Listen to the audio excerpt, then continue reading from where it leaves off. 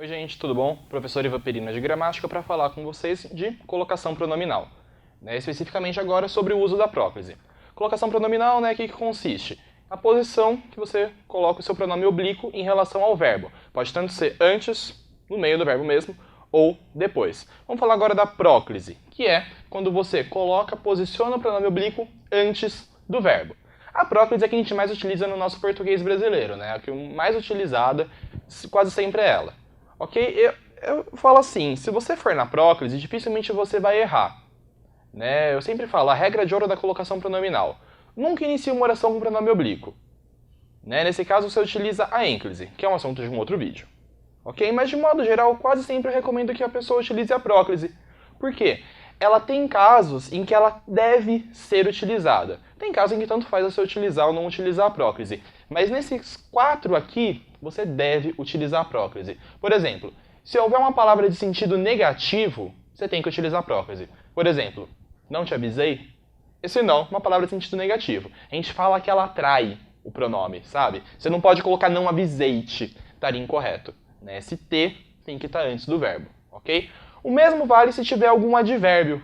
Ele realmente me ajudou. Esse realmente é um advérbio, indicando intensidade. Então, esse me tem que aparecer antes do verbo ajudou, ok? Se tiver alguma conjunção subordinativa, ou seja, está introduzindo uma oração subordinada, espero que me chame. Está introduzindo uma oração subordinada, objetiva direta, outro assunto. Mas esse que está introduzindo uma oração, então, espero que me chame. O pronome tem que aparecer antes do verbo. E um último caso também, caso apareçam pronomes relativos, ou indefinido, ou interrogativo, também deve-se utilizar a próclise. Por exemplo, esta é a garota que me chamou. Não poderia ser essa garota que chamou-me. Ok? Essas regras são importantes para as questões de vestibular mesmo que vão envolver esses conceitos. Que, vira e mexe, aparece alguma questão disso. Às vezes, quando você for escrever um texto, é difícil você lembrar desse monte de nome. Realmente, eu concordo. Então, por isso que eu sempre dou a dica para vocês. Nunca inicia uma oração com pronome oblíquo, ok?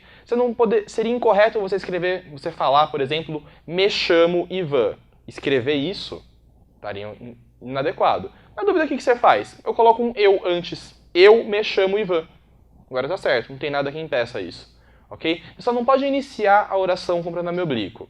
Nesse caso, você utiliza a ênclise, tem a mesóclise, tem as outras regras dos outros vídeos. Mas a minha recomendação, o que é? Só não iniciar com pronome oblíquo. No resto, vai na próclise, que é mais certo, é mais tranquilo, e você evita de cair num desses 4 casos aqui, que são bem complicados e são obrigatórios de você utilizar a próclise.